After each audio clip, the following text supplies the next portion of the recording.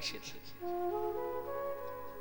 प्रार्थना करता है, निवेदन करता है कि सदगति का कोई सरल साधन बताइए। पहले सुखदेव जी ने कहा, परीक्षित तुमने गुरु मंत्र धारण किया कि नहीं? तुमने मंत्र दीक्षा ली कि नहीं? परीक्षित ने कहा, महाराज राज का संचालन करते करते मैं इस बात को भूल ही गया कि मुझे सदगुरु की शरण में जाना चाहिए। विष्णु दीक्षा विहीना नाम, बिना वैष्णव दीक्षा के श्रीमद कथा का अधिकारी कोई नहीं हो सकता। इसलिए परीक्षित से पहला जो वार्तालाप हुआ तो श्री सुखदेव जी ने परीक्षित से प्रश्न किए, क्या तुमने गुरु धारण किया? परीक्षित ने कहा, गुरुदेव मैंने तो नहीं धारण किया अभी तक। मुझे गुरु के प्रति ऐसा कोई प्रेम ही नहीं जगा, ऐसा कोई भाव ही नहीं बना कि मैं किसी को गुरु बनाऊं। परीक्षित, बिना गुरु मंत्र के, बिना गुरु की गति नहीं है, इसलिए पहले तुम मंत्र दीक्षा लो। शुकाचार्य जी ने मंत्र प्रदान किया, परीक्षित शिष्य बना, अधिकारी बना। उसके बाद प्रश्न का उत्तर देना आरंभ किया कि वरीयाने सते प्रश्न क्रतो लोकहितं नृप। नृप, हे राजन, लोकहितम, संसार के हित के लिए तुमने प्रश्न किया, इसलिए मैं तुमसे प्रसन्न हूं। केवल अपने पेट भरने के लिए यदि बात कही जाए, अपने कल्याण के लिए, तो भाई पशु पक्षी भी तो पेट भर ही लेते हैं ना।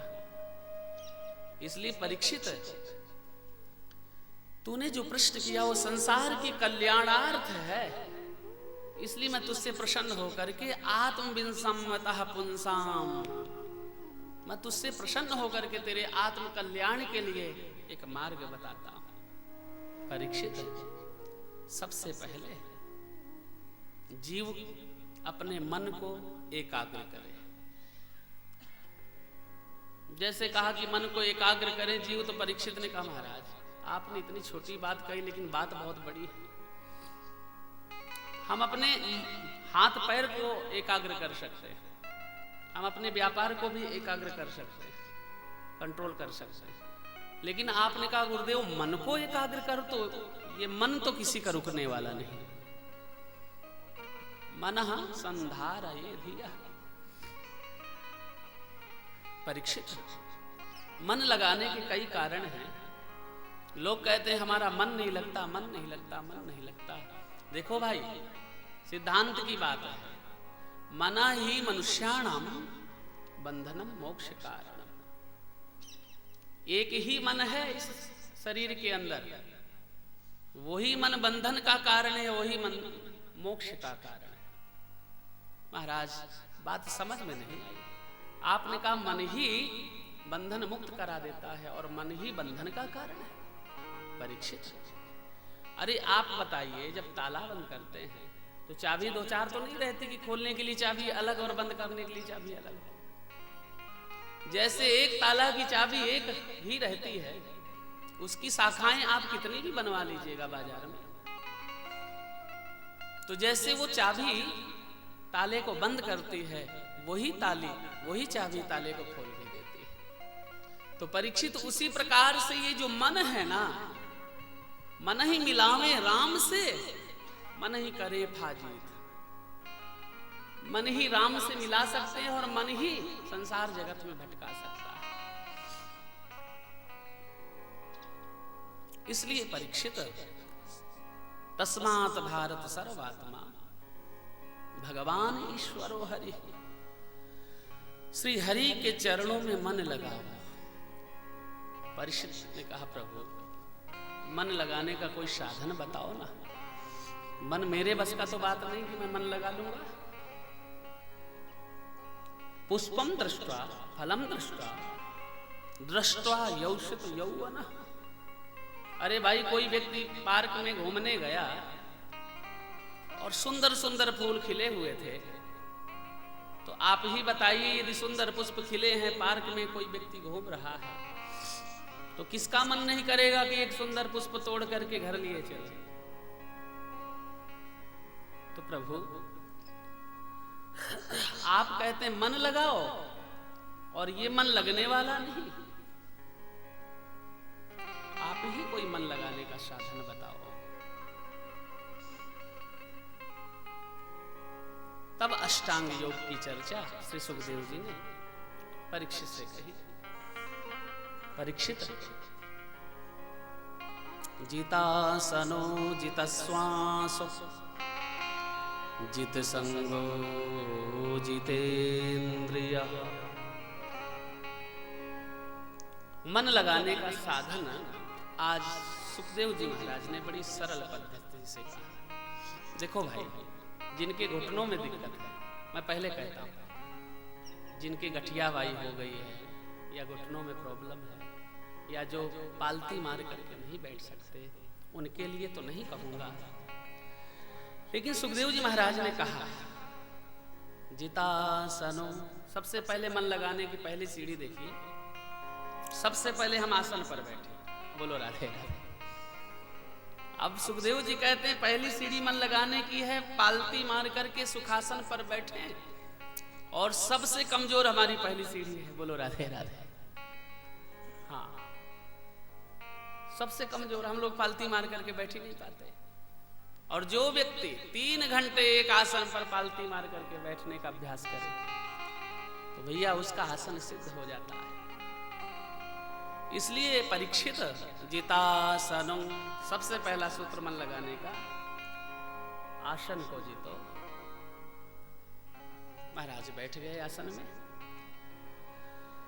जितश्वासो, दूसरा सूत्र बताया कि जैसे हम सुखासन पर बैठे, धीरे धीरे करके प्राणायाम करें। पूरक, रेचक, कुंभज, 3 प्रकार के प्राणायाम हमारे गायत्री उपासना में बताए जाते हैं। मान लो हम लोग नथ नहीं दबा सकते, तो सीधे सुखासन पर बैठ करके सीधे बैठ जाएं और धीरे धीरे करके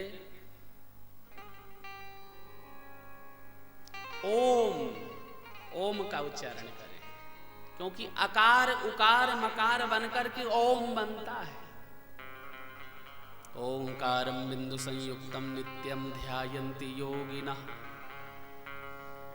कामदं मोक्षदं चैव ओंकाराय नमो नमः।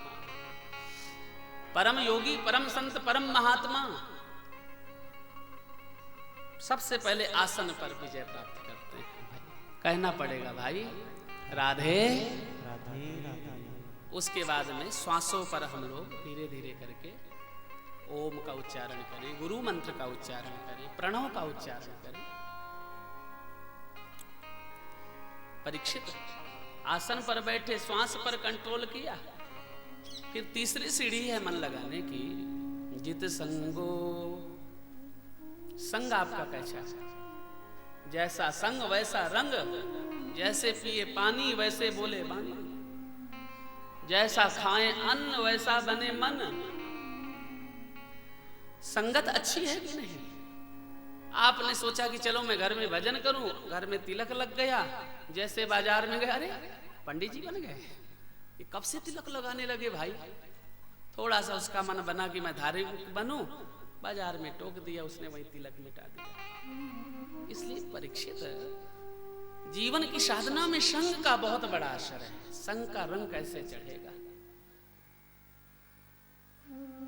थोड़ा सा बैठ करके भजन करने लगे, बोले भाई ये तो सब बुढ़ापे की चीज है, अभी तू भजन में कहां डूब रहा है? ऐसे ऐसे तर्क देते हैं कि व्यक्ति यदि थोड़ा भी धार्मिक बनना चाहे तो मन हट जाए।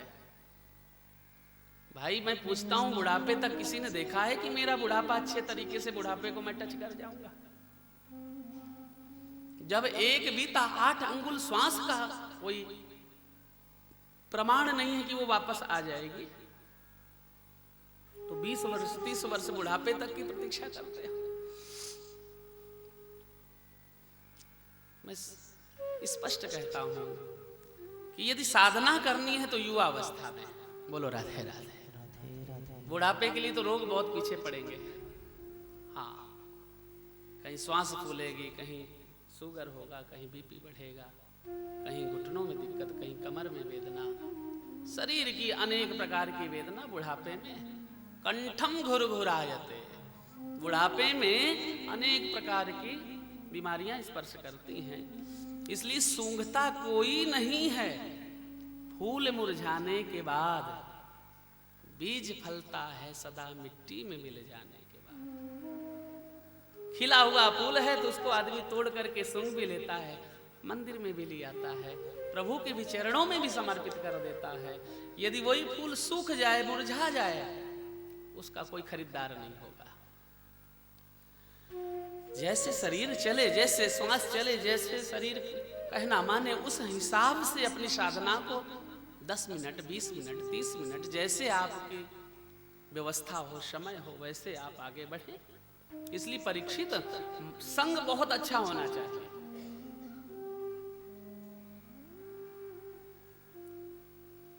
चले घर से भागवत की कथा सुनने, मिल गए श्रीमान जी कोई मित्र, अरे भाई कहाँ जा रहे हो? कथा सुनने।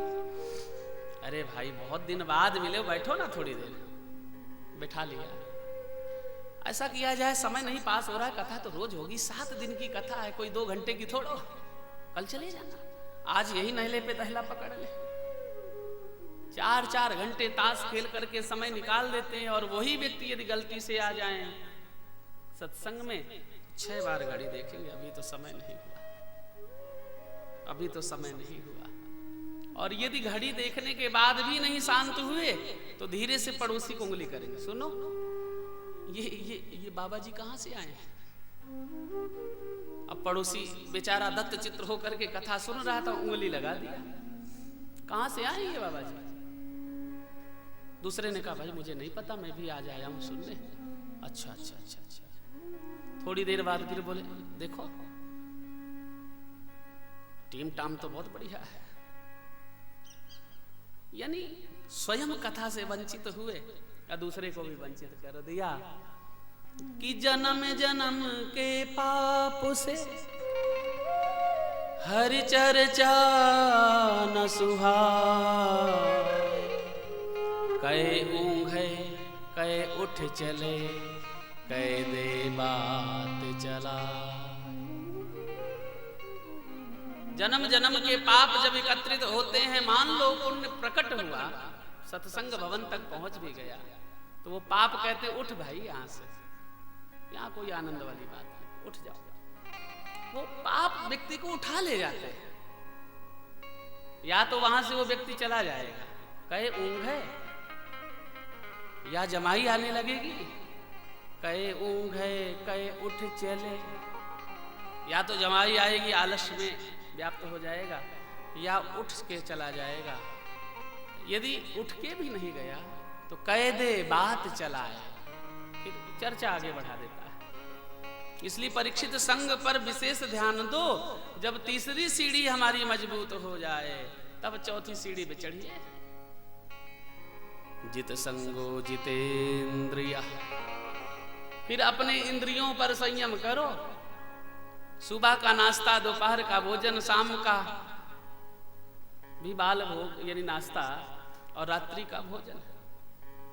भैया बार बार जो पनीर के पकौड़े, पनीर की सब्जी याद आती, उसको थोड़ा सा मन वहां से हटाओ और इंद्रियों पर ध्यान दो। जीवा कहती कि गरम गरम समोसे खाएं, श्रवणेंद्री कहती मधुर मधुर गीत सुने, चक्षेंद्री कहती सुंदर दृश्य का दर्शन करें, घ्राणेंद्री कहती बढ़िया इत्र खुशबूदार इत्र को सूंघे, जीभ कहती कि बस क्या बोलते पानी फुचका बाजार में जाकर के चकाचक खाएं।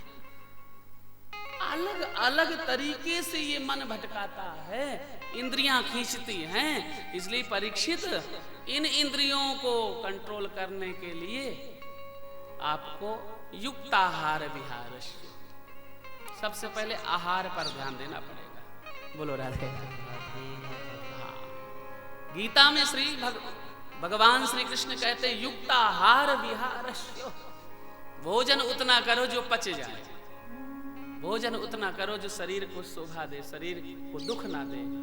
भोजन इतना मत करो कि महाराज 1.5 कुंतल के हो गए, चढ़ने में, उठने में, बैठने में दिक्कत हो रही है। इसलिए चौथी सीढ़ी जो बताई है मन लगाने की, जितेंद्रिय, अपने इंद्रियों पर ध्यान दो।